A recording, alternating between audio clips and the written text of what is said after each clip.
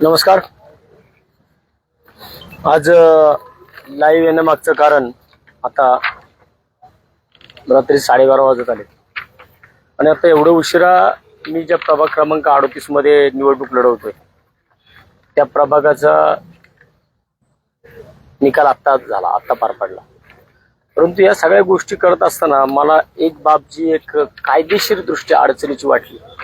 तर मी माझ्या कार्यकर्त्यांना आता सांगितलं की आपल्या कुठल्याही परिस्थितीमध्ये शांततेच्या मार्गाने जे काय झालंय ते आम्ही निकाल तर स्वीकारलाय, ठीक आहे, परंतु हा निकाल स्वीकारत असताना ज्या काही गोष्टी माझ्या नजरेस आतमध्ये पडल्या, कारण मी सकाळपासून इकडे आहे, संपूर्ण निकाल प्रत्येक फेरी ज्या 10 फेऱ्या झाल्या त्या 10 फेऱ्या मी स्वतः आतमध्ये बसून आहे आणि या 10च्या 10 फेऱ्यांमध्ये अगदी शेवटच्या फेरीपर्यंत ज्या ज्या ठिकाणी कुठं कुठं काय काय प्रॉब्लेम होते त्या ठिकाणी पोरं मला बोलत होती, मी स्वतः तिकडे जात होतो आणि ह्या सगळ्या गोष्टी करते. लाईट बंद होणार नाही का? बस. तर हे सगळं करत असताना मी एक कागद काल रात्री, म्हणजे मला वाटतं सगळ्याच संपूर्ण प्रेसनेच तो कागद काल जाहीर केला होता. तो म्हणजे हा कागद येतो, हा प्रभाग क्रमांक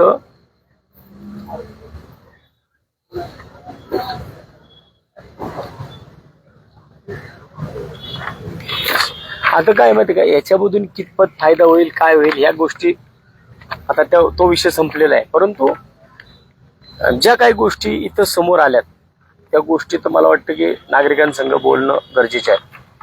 आता अनेक ठिकाणी निकाल झाले, चुकीचे निकाल झाले म्हणतात असं लोक.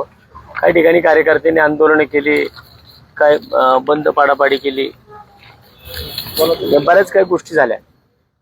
पण मी माझ्या कार्यकर्त्यांना सांगितलं की आपल्याला कोणत्याही परिस्थितीमध्ये, मी स्वतः, म्हणजे अनेक लोक घरात बसून निकाल बघतात, परंतु मी जागेवरती असतो. मी 15 वर्ष झालं, ज्या वेळेस निवडणूक होती त्यावेळेस मी आतमध्ये असतो, ज्यावेळेस काउंटिंग चालू असतं त्यावेळेस मी आतमध्येच असतो आणि आज सुद्धा मी नेहमीप्रमाणे काउंटिंग आतमध्ये होतो.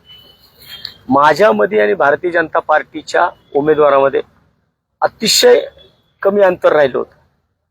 म्हणजे मला वाटतं की 4थ्या 5व्या नाही, नितीनला बोलव पुढे,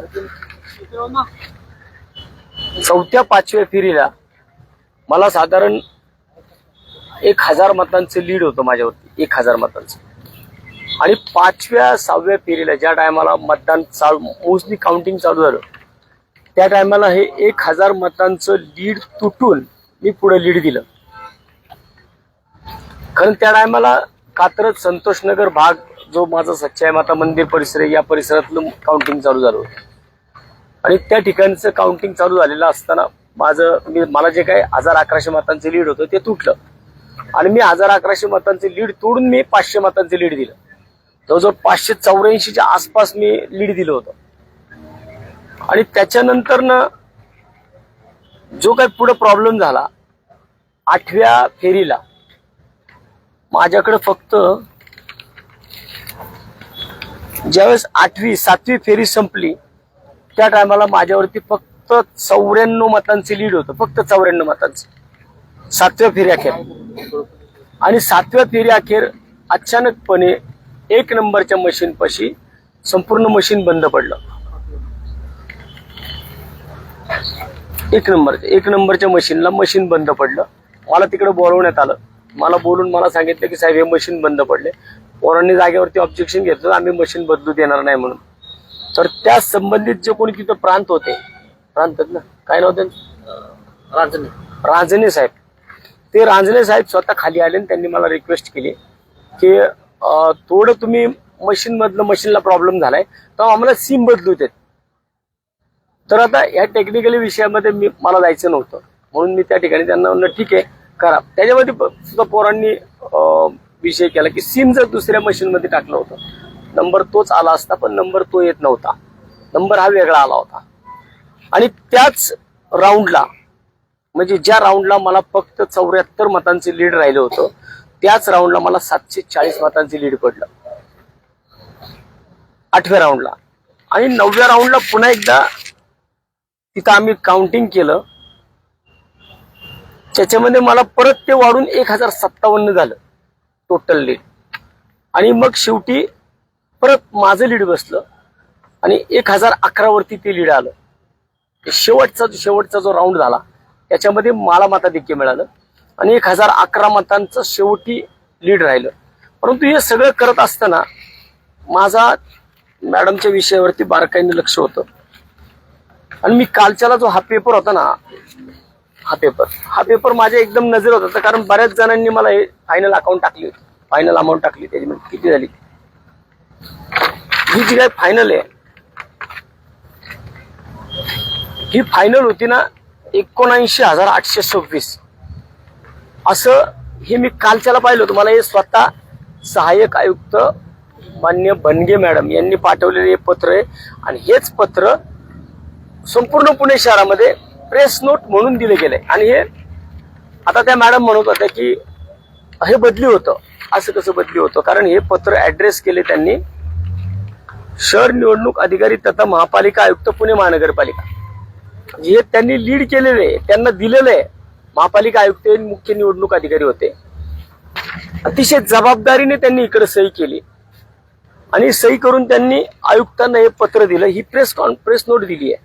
आणि मला हे जे मिळालं हे रात्री उशिरा मला मिळालं. मी ज्यावेळेस बनगे मॅडमला म्हटलं की आज फायनल आलं का, किती मतदान झालं, काय झालं म्हणून, तर त्यांनी मला हे पाठवलं. याचीच आता ही प्रिंट आहे. मग माझा एक प्रश्न मॅडमला मी आता केला की 79,826 हे तुम्ही म्हणले सकाळी 7:30 ते 5:30 या कालावधीमध्ये प्रभाग क्रमांक 38 मध्ये 79,826 मतदान झालं. आणि ज्यावेळेस मॅडमने फायनल डिजिट सांगितलं आता, म्हणजे जर तुम्ही कालच्याला जी प्रेस नोट केली ना 79,000ची, 79,826 ची जर तुम्ही फायनल प्रेस नोट केलेली आहे, जी की तुम्ही जबाबदारीने पत्र मान्य आयुक्तांना दिलेलं आहे. आयुक्त हेच मुख्य होते त्याच्यामध्ये ना, निवडणूक अधिकारी म्हणून. इथं यांना जो तुम्ही 79,826 पत्र दिलं आणि ज्या टायमाला मॅडमनी शेवटचा आकडा, मी मुद्दामून एकदम मी नितीनला सांगितलं होतं की माझ्या लक्षात आलं की काहीतरी आकड्याला घोळ होतोय. कारण त्यांनी अचानकपणे मला जो आकडा सांगितला होता तिथं, म्हणजे जो माईकवरती सांगितला त्यांनी,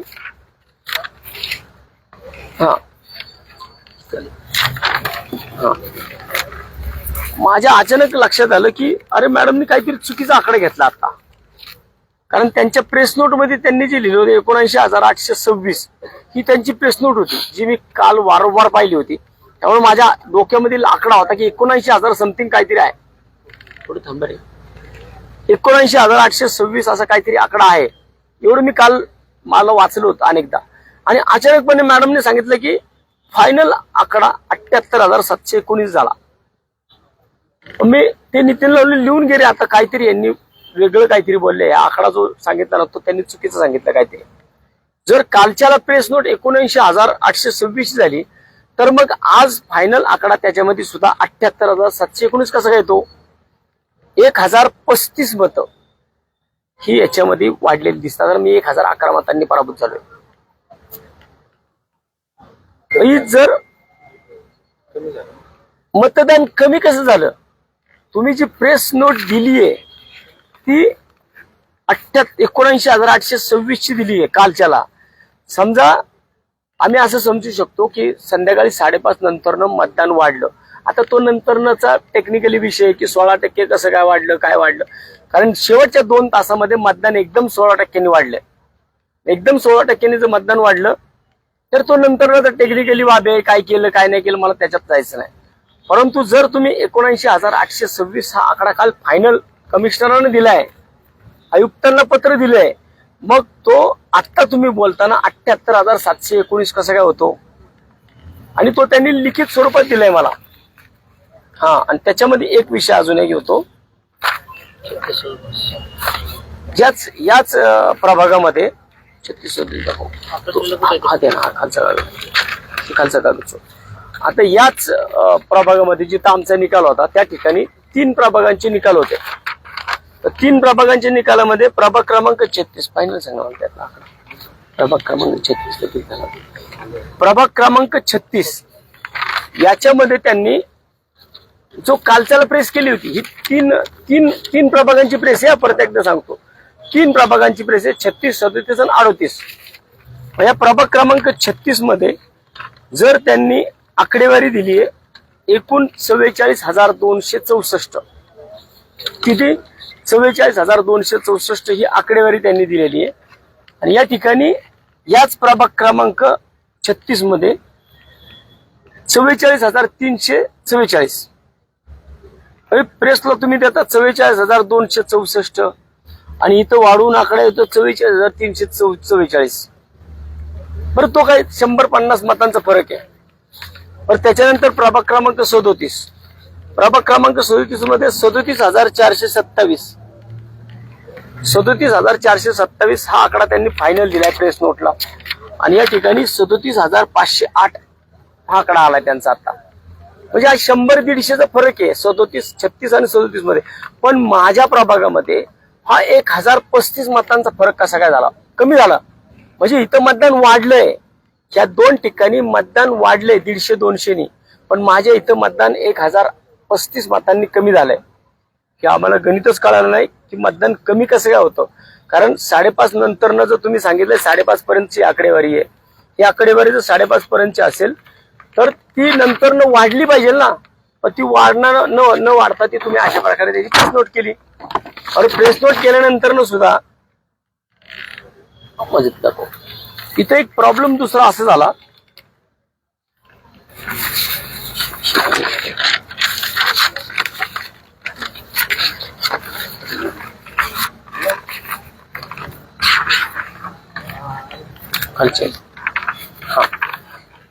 आता याच्यामध्ये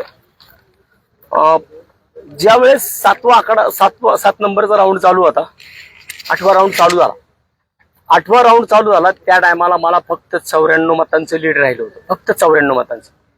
अजून 9वा आणि 10वा हे 2 राऊंड, 8वा 9वा 10वा 3 राऊंड शिल्लक राहिले होते. म्हणजे 7व्या राऊंड पर्यंत मला फक्त 94 मतांचे लीड राहिलेलं होतं. आणि ही त्यांची आकडेवारी आहे, ही माझी नाहीये. ही 94 मतांची आकडेवारी ही निवडणूक आयोगाची आहे, ज्या तिथं आरो मॅडम होत्या त्यांची आहे की मला फक्त 94 मतं कमी पडली होती 7व्या. 8वीला ज्या टायमाला तिथं मला त्यांनी त्या प्रांतांनी बोलवलं की हे प्रॉब्लेम झालाय, इथं मशीन बंद पडली आहे, त्यामुळं तुम्हाला ह्याला दुसऱ्याच सिम टाकावं लागेल. आणि बरोबर त्याच राऊंडला तो राऊंड संपूर्ण थांबवण्यात आला होता, एक नंबरचाच इथं गोळ झाला होता म्हणून. तर त्याच्यानंतर बरोबर मला त्या राऊंडला 8व्या राऊंडला मला 740 मतांचं लीड पडलं. एवढं लीड मला अख्ख्या ह्याच्यात कुठंच पडलं नव्हतं.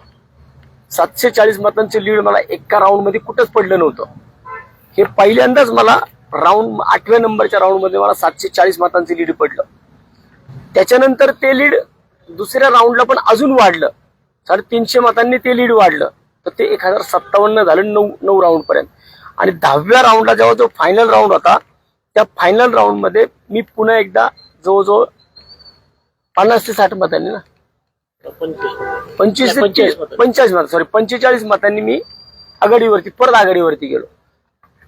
सांगायचं हे एवढंच आहे की अशा प्रकारे जर निवडणूक होणार असतील ना तर मग चांगली लोक राजकारणात राहणार नाहीत. आज या ठिकाणी जर आपण पाहिलं, मला वाटते हा जो मी काही संशय व्यक्त करतोय हा सगळ्याच उमेदवारांनी घेतला पाहिजे. कारण मला वाटते सगळेजण आपले हारलो पडलो म्हणून निघून गेले होते बाहेर.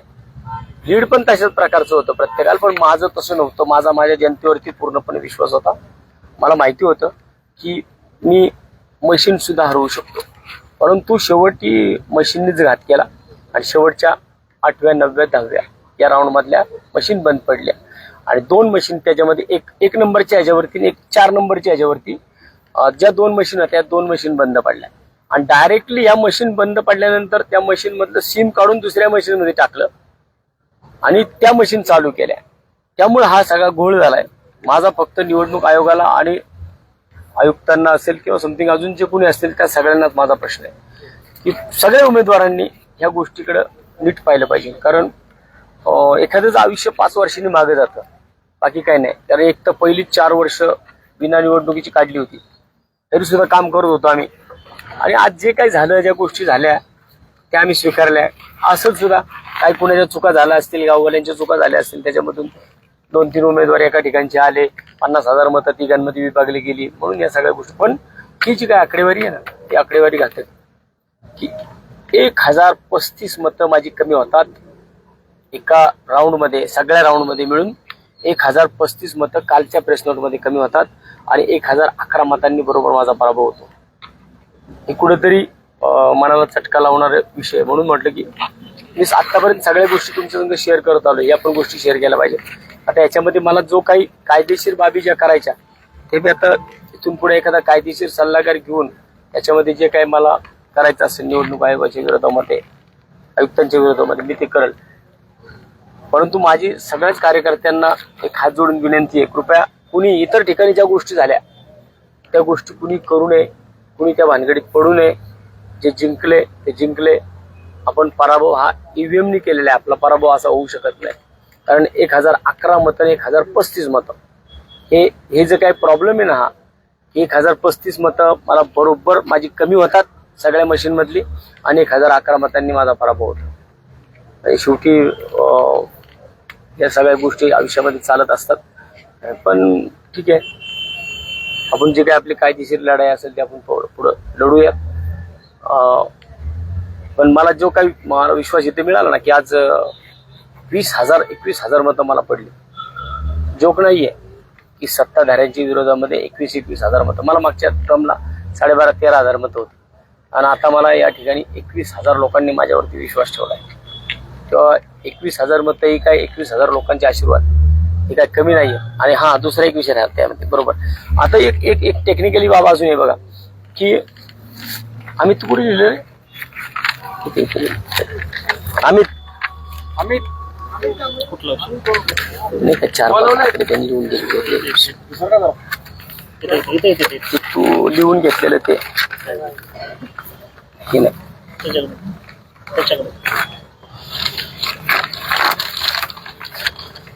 किती जाहीर केलं होतं ते 78,719 कुठलं मध्ये केलं होतं. आणि नाही रे बाबा ते नाही का शेवटी 75,000 ते कुठे लिहिले ते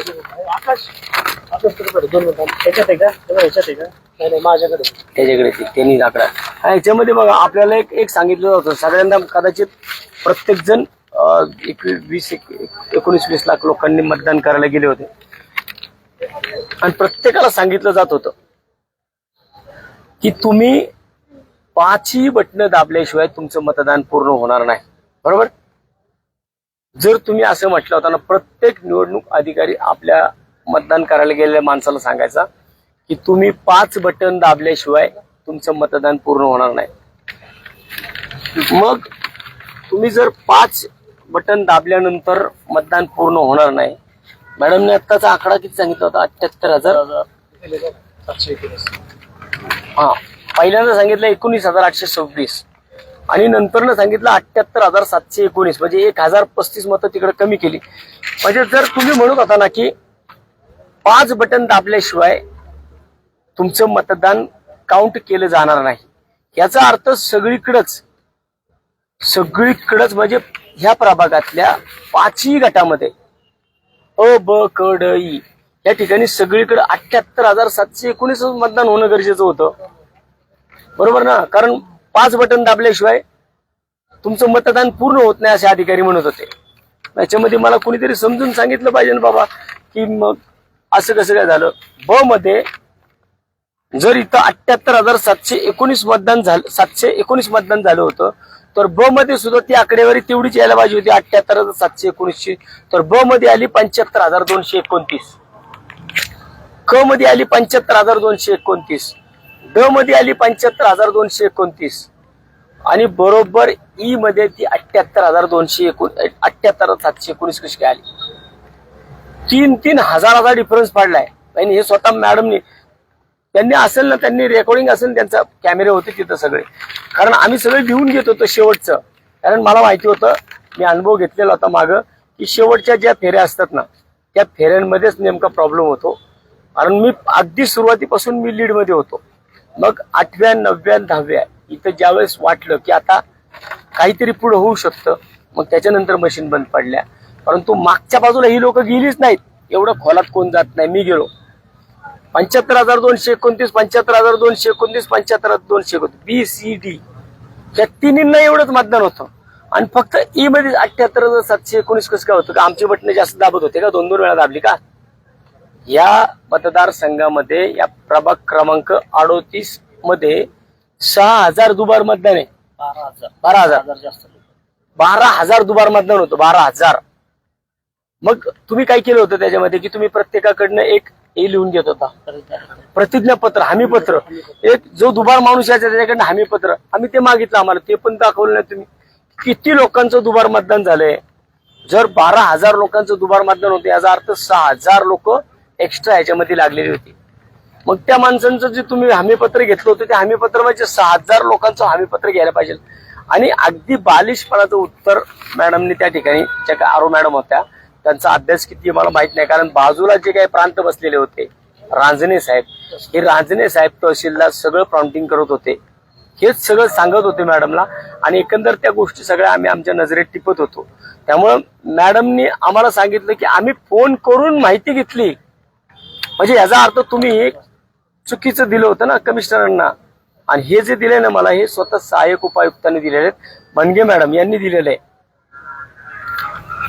अशा पद्धतीने जर निवडणुका होणार असतील, एखाद्याचे 5-5 वर्ष आयुष्य असं मागे जाणार असेल तर न बोललेलंच बरं ह्या विषयावरती. परंतु मी कायदेशीर जी लढाई आहे याच्यामध्ये अगदी एखाद्या चांगल्या कायदेशीर वकिलांना या बाबतीमध्ये बोलून मी याचा माझा जो लढा आहे तो चालू ठेवेल.